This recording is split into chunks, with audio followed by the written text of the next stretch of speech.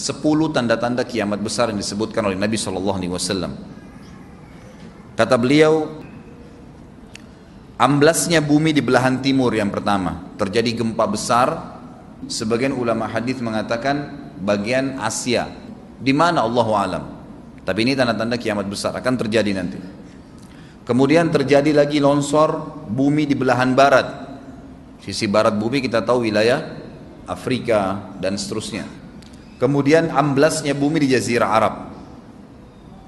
Ini yang dimaksud dengan amblasnya bumi, artinya longsor yang besar, yang sulit lagi untuk ditimbun, udah nggak bisa ditimbun, nggak bisa diperbaikin. Kalau di situ ada kota, ada kampung, pasti hancur udah. 3 sekaligus terjadi longsor di 3 titik yang berbeda dan secara waktu atau dalam waktu yang bersamaan. Ini sudah selangsung 3 tanda-tanda kiamat. Jadi pada saat terjadi di timur itu tanda-tanda kiamat besar 1, terjadi di barat tanda-tanda kiamat besar 2, terjadi di Jazirah Arab tanda-tanda kiamat besar 3. Kemudian di dalam hadis ini disebutkan secara beracak. Nanti sebentar setelah saya terjemahkan hadis ini saya akan sebutkan urutannya. Lalu kata Nabi SAW, kabut yang menutupi bumi ini. Kemudian ada Dajjal, jadi kabut itu dihitung dalam hadis ini yang keempat. Dajjal yang kelima. Kemudian yang keenam binatang melata. Nanti akan saya jelaskan juga apa yang dimaksud dengan binatang melata. Yang ketujuh keluarnya Ya'juj Ma'juj. Ini juga akan kita jelaskan nanti. Kemudian yang kedelapan matahari terbit dari tempat terbenamnya. Yang kesembilan keluarnya api dari perut kota Aden yang menghalau manusia. Sulit, manusia tidak bisa melalui Jazirah Arab. Kemudian yang ke-10 turunnya Isa putra Maryam. Turunnya Isa putra Maryam. Tentu saya katakan tadi hadis ini disebutkan dan disepakati oleh para ulama sifatnya teracak. Karena cukup banyak dalil-dalil yang lain yang mengurut kejadian ini. Urutan yang pertama dari 10 ini adalah keluarnya Dajjal. Ini urutan pertama. Dajjal, jemaah sekalian, adalah diambil dari kata-kata Dajjalah yang berarti kekacauan. Ciri-ciri Dajjal disebutkan dalam banyak hadis yang sahih adalah mata kanannya yang paling pertama rusak seperti anggur kering.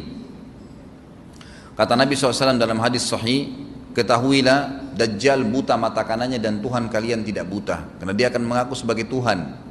Kemudian dia orangnya memiliki kulit yang kehitam-hitaman serta memiliki dahi yang lebar. Setiap orang beriman bisa membaca di dahinya tertulis 3 huruf kafara.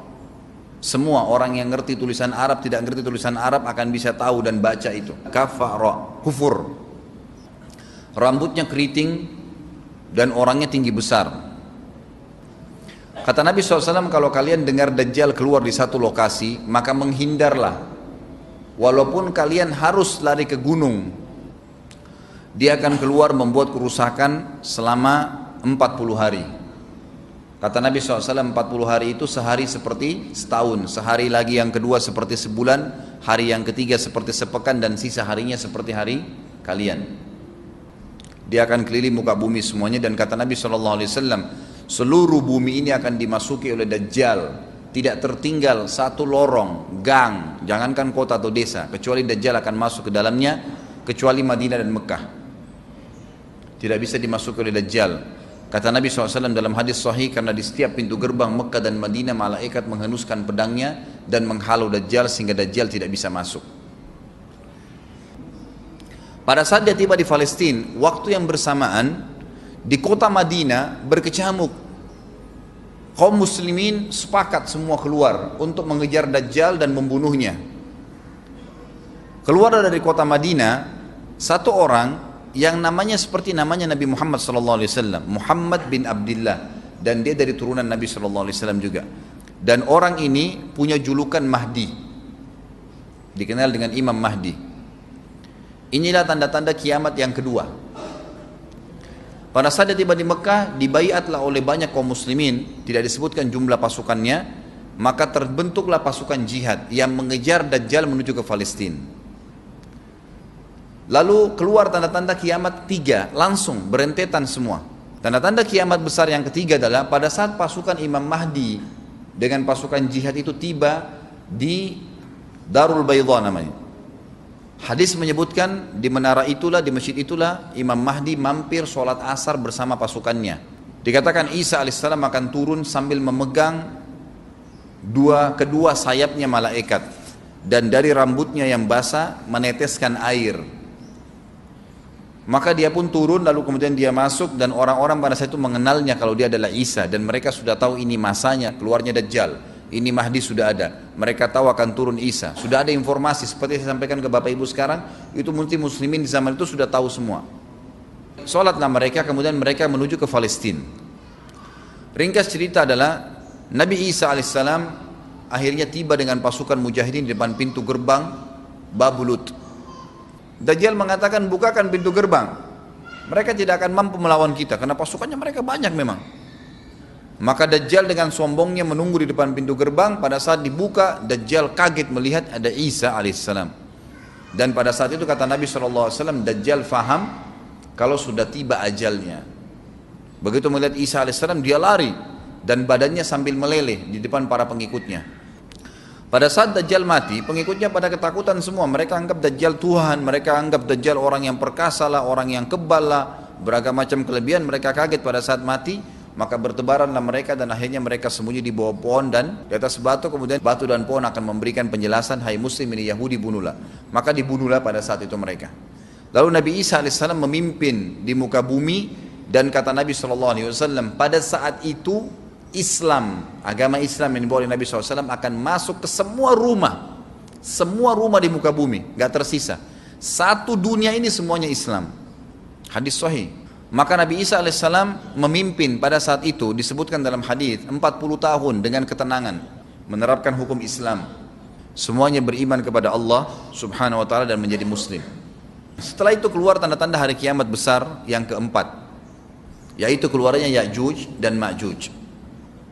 Nabi SAW sebutkan ciri-ciri mereka. Mata mereka sobekannya kecil sehingga mata mereka kelihatan seperti sipit, tapi bola matanya besar. Mereka memiliki rambut yang keriting dan mereka memiliki poster yang umumnya seperti poster manusia. Ada hadis yang berbunyi mereka akan mendatangi sebuah sungai, kalau tidak salah namanya sungai Tibria, airnya banyak mengalir. Kata Nabi SAW, mereka semua minum air sungai itu, dan yang terakhir dari mereka datang sudah nggak dapat air. Artinya air sungainya habis diminum. Bayangin berapa banyak jumlahnya itu. Pada saat itu Nabi SAW mengatakan, Allah berfirman kepada Isa, berkata, wahai Isa, aku akan mengeluarkan hamba-hambaku yang tidak ada seorang pun dari kalian bisa mengalahkannya, termasuk Isa alaihissalam, nggak bisa mengalahkan. Maka selamatkanlah dirimu bersama dengan pengikut-pengikutmu ke gunung Tur namanya. Jadi memang Ya'juj ini ciri khasnya, kata Nabi SAW, mereka memakan apa saja. Jadi bukan seperti manusia normalnya. Mereka membunuh semua yang bukan seperti mereka. Sampai-sampai kata Nabi SAW tidak ada yang bisa mengalahkan mereka, dan jumlah mereka sangat banyak. Salah seorang di antara mereka tahu dia akan mati kalau sudah punya 1000 anak. Kata Nabi SAW dalam hadis Bukhari, kecelakaanlah bagi orang-orang yang ada di Jazirah Arab. Kemungkinan besar makna ini adalah tempat mereka dekat dengan Jazirah Arab. Kata Nabi SAW, kecelakaan bagi orang-orang yang Jazirah Arab karena telah terbuka dari lubangnya Ya'juj Ma'juj sebesar ini. Udah kasih isyarat dengan jari ibu jari sama jari tengahnya. Artinya mereka sudah bisa melihat keluar. Pada saat mereka keluar, maka mereka akan mulai membuat kerusakan. Kata Nabi SAW di dalam hadis sahih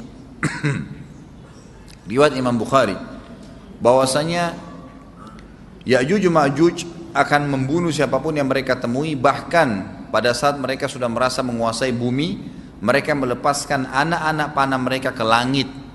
Lalu Allah menurunkan anak-anak panah mereka sebagai fitnah dipenuhi dengan darah. Maka mereka berkata, kami telah membunuh semua yang ada di bumi dan semua yang ada di langit. Kata Nabi SAW, Allah lalu mengizinkan Isa untuk berdoa kepada Allah agar memusnahkan mereka. Maka Isa alaihissalam pun akhirnya berdoa, meminta kepada Allah subhanahu wa ta'ala agar mereka semua dimusnahkan. Maka pada saat itu pun Allah subhanahu wa ta'ala menurunkan kepada mereka hama. Sebagian hadis menyebutkan serangga kecil seperti cacing, banyak sekali yang menimpa tubuh-tubuh mereka. Setiap orang satu. Dan itu membuat mereka mati. Kemudian setelah itu Isa alaihissalam memimpin lagi di muka bumi sampai beliau meninggal. Setelah Isa alaihissalam meninggal, kembali lagi sebagian besar manusia berbuat kekufuran. Maka Allah subhanahu wa ta'ala keluarkan tanda-tanda kiamat besar yang kelima. Yang kelima ini adalah keluarnya hewan atau binatang melata. Binatang melata ini disebutkan dalam hadis yang sahih riwayat Bukhari, bahwasanya Allah SWT akan keluarkan, tapi tidak disebutkan dari bumi mana dia keluar. Dia akan keluar hewan melata yang bisa berbicara seperti manusia dan badannya dipenuhi dengan bulu. Allahu a'lam bagaimana. Kemudian dia datangi orang-orang yang kufur tersebut dan menasihatin dan mengingatkan mereka. Yang tidak mau beriman, dalam hadis dikatakan dicap oleh hewan tersebut. Allahu a'lam dicap seperti apa, sehingga ketahuan mana yang kafir, mana yang beriman. Terus dia keliling di muka bumi tapi tidak disebutkan berapa lama. Lalu kemudian Allah lenyapkan si dabbah ini. Kemudian datang tanda-tanda kiamat yang ke-6. Tanda-tanda kiamat yang ke-6, 6, 7, 8. Itu berentetan semua. Longsor besar di timur, di barat, dan di jazirah Arab. Ini tanda-tanda kiamat terjadi serentak.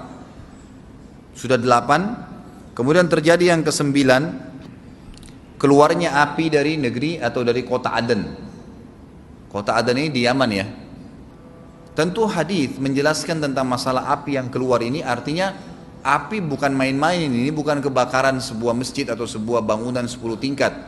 Api ini bisa menghalau manusia untuk jalan karena panasnya.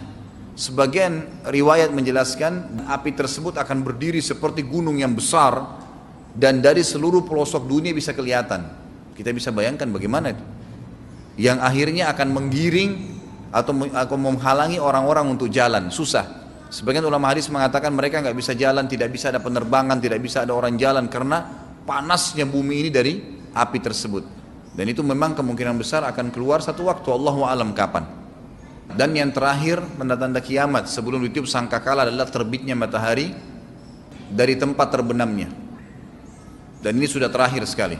Makanya kata Nabi SAW, taubat akan diterima sebelum matahari terbit dari tempat terbenamnya. Artinya selama yang lain itu masih ada, masih bisa taubat. Kalau sudah itu, sudah sulit. Ini tanda-tanda kiamat. Sebagian ulama memasukkan tanda-tanda hari kiamat kecil, ada yang masukkan tanda-tanda kiamat besar. Ada dua hal. Yang pertama itu adalah keluarnya Dzu Suwakatain. Ada orang dari negeri Habasyah dikenal dengan Dzu Suwaka. Dzu Suwaka ini sak artinya betis. Diberikan julukan Dzu Suwaka karena betisnya sangat kecil. Orang ini Bapak Ibu sekalian, kata Nabi SAW, akan menghancurkan Ka'bah. Dan kata para ulama pada saat itu memang manusia sudah sunyi, nggak ada lagi yang datangin Ka'bah. Orang-orang sudah lalai gitu kan. Keluarlah orang ini. Makanya sebagian ulama masukkan dia tanda-tanda kiamat sebelum terbitnya matahari dari tempat terbenam. Ditambahkan ini yang ke-11 atau ini yang ke-10, terbitnya nanti kiamat yang ke-11. Kata Nabi SAW, dia akan mencabut batu-batu Ka'bah satu persatu sampai rata dengan tanah. Dan saya sedang dilihatkan oleh Allah sekarang bagaimana pada saat dia mencabut batu itu. Hadis sahih riwayat Bukhari Muslim. Yang terakhir, yang kedua, yang berhubungan juga dengan tanda-tanda kiamat, ada yang memasukkan kiamat kecil, tapi ini lebih dekat dengan kiamat besar. Orang yang terakhir meninggal itu adalah orang dari asli suku Madinah yang sedang mengembala kambing. Kata Nabi SAW, orang yang terakhir meninggal dari kalian kalangan manusia, semua orang sudah mati tinggal dia sendiri, tapi dia nggak tahu. Dia lagi mengembala kambing, kemudian dia masuk dengan gembalanya ke kota Madinah, ditemukan semuanya tidak ada kehidupan, nggak ada orang, nggak ada binatang, nggak ada apa-apa, tinggal dia sendiri. Pada saat dia meletakkan telapak kakinya di kota Madinah, maka pada saat itu dia meninggal. Dan inilah manusia terakhir meninggal sebelum ditiup sangkakala terakhir. Allahu a'lam.